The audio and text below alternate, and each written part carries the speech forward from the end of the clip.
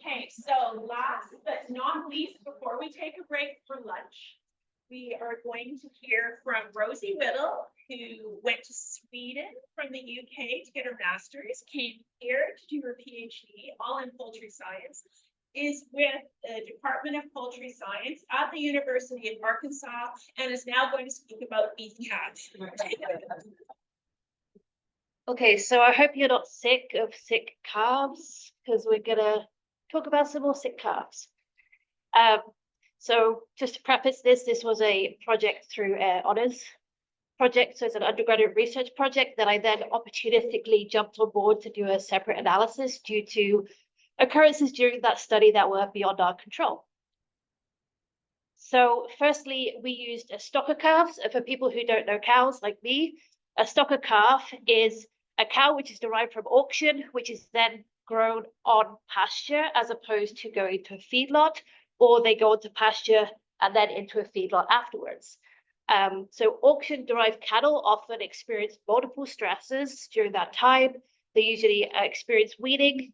This can be any time from just before they're moved into auction, or there's a huge variation in the length of time of weaning before they're transported.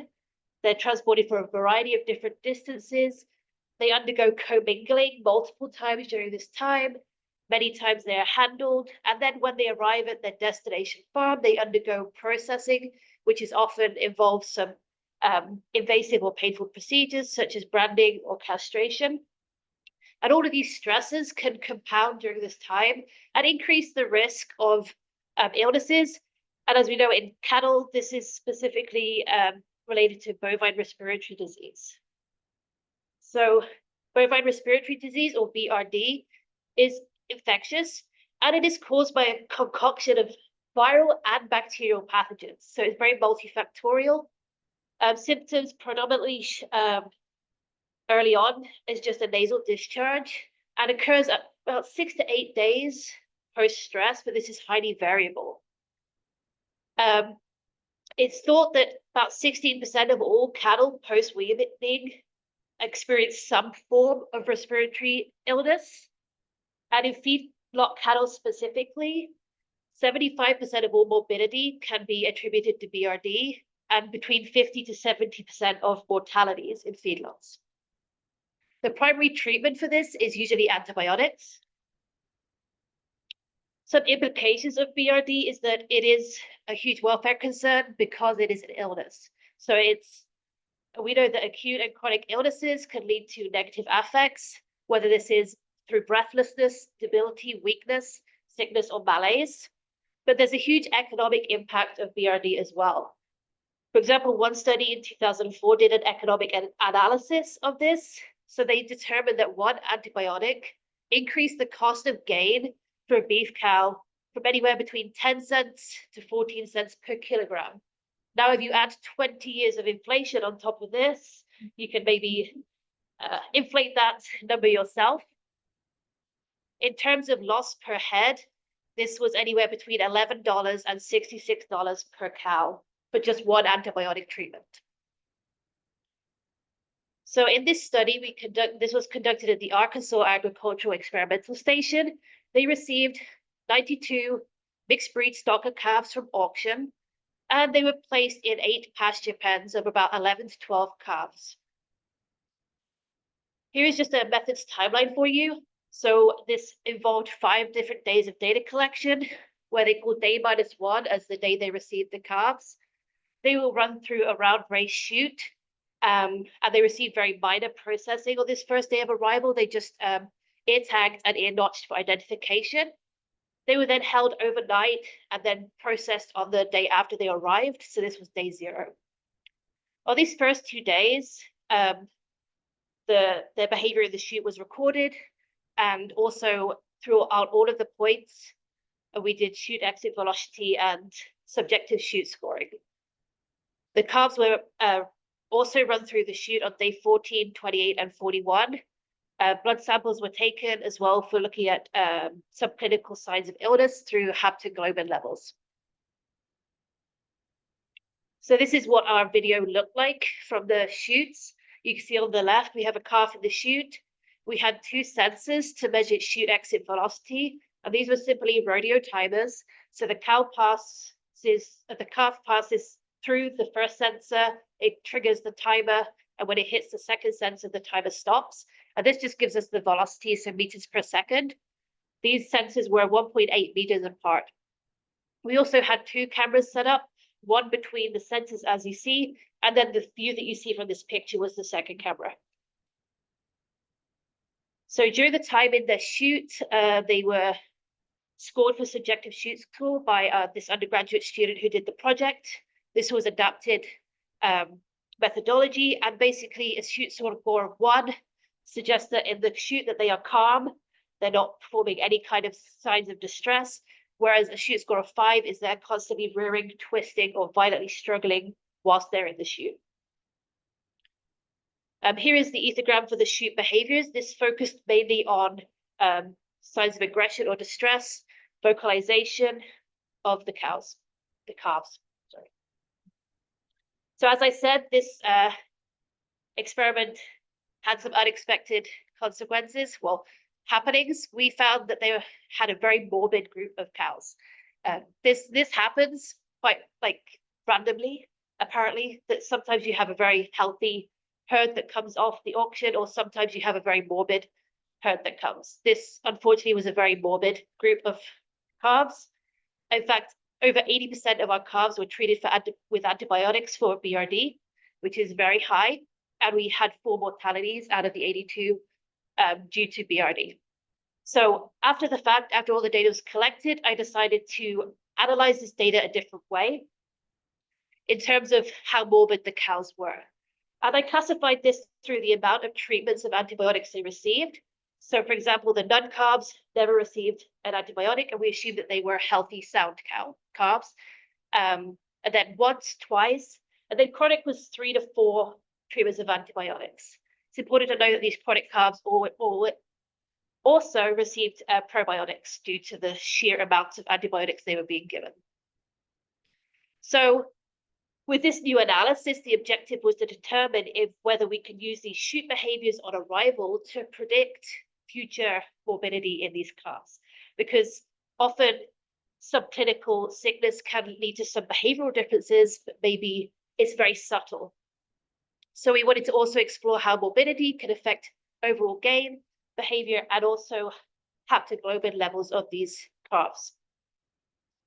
All of the analyses were conducted in R using linear or general linear mixed effects models, and we used the fixed factors of this antibiotic treatment category and also the trial day.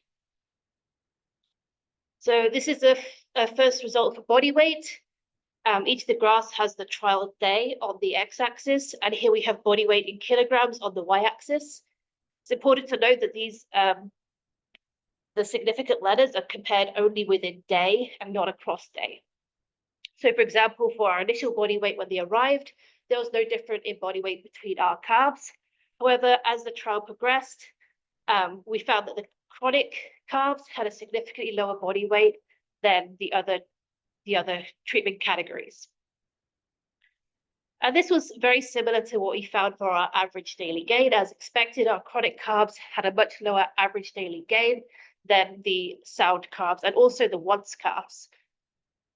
It's pretty well known that BRD affects gain in cattle, and for example, it can reduce gain by about 3 to 7%, or 0.07 kilograms less gain per day per morbid cow. Here are the results for haptoglobin. As you can tell, there was a huge variation in haptoglobin. This graph again shows trial day on the x-axis. We have haptoglobin on the y in nanograms per milliliter. And even on day 0, numerically, the chronic calves had a much wider variation in their haptoglobins. This is the palest bars there. And we also had an interaction with treatment category by day, but consistently the chronic calves showed higher haptoglobin levels, even when they'll be given 3 or 4 different treatments of antibiotics. One important thing to note is that haptoglobin may be more appropriate to detect current morbidity rather than future morbidity. So it might not necessarily detect subclinical levels, but more just clinical levels of sickness. So now onto the behavioral stuff, which I know we're all here for. So this is for chute exit velocity. So how fast were they to cross this 1.8 meter span?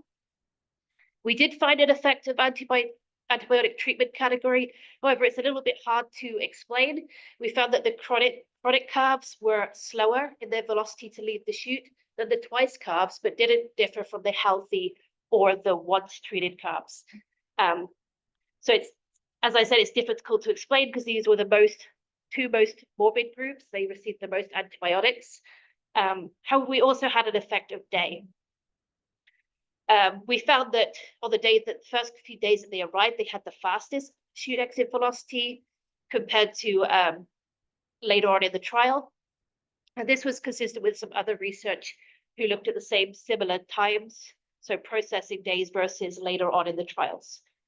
In terms of the chute exit velocity and morbidity, other research found no differences between morbidity categories and chute exit velocity. So this is something that maybe can be explored more in the future, but we can't deduce more from this specific result here. And then for the chute behaviors, unfortunately, we did not find any effect of antibiotic treatment category on the chute behaviors on day -1 and 0, but we have not yet analyzed the later ages. But we did find some interesting day effects. So if you remember back to the methods on day -1, this is just when they arrived, they were just ear tagged and ear notched, whereas on day 0, they received castration, they were banded, wormed, and vaccinated. So these are all of the more invasive procedures. So we found that on day 0, there was a 6.38 times odds that they were vocalized compared to day -1. We also found differences for pushing behavior. We found a decrease in pushing behavior, so 1.84 times less odds of pushing on day 0 versus day -1. We didn't find any differences for thrashing. In terms of the front end down, so this is, as it says, they just put their forelimbs down on the ground, so their head is closer to the ground. We found that there was a 2.3 times odds increase of this behavior front end down on day 0 versus day -1. But we didn't find any differences in head tossing, which could be signs of agitation. Finally, we have our subjective chute score. Unfortunately, again, we did not find any effect of this antibiotic treatment category or day on subjective chute score, which may indicate that this measure of temperament might be stable across our study. And also maybe temperament is not as affected as morbidity as we might expect. So in conclusion, we found that calves had high haptoglobin on arrival, regardless of whether they went on to show clinical signs of morbidity and were treated. We found that chute behavior did not predict morbidity in these beef stocker calves. And as expected, average daily gain decreased as morbidity in the calves increased.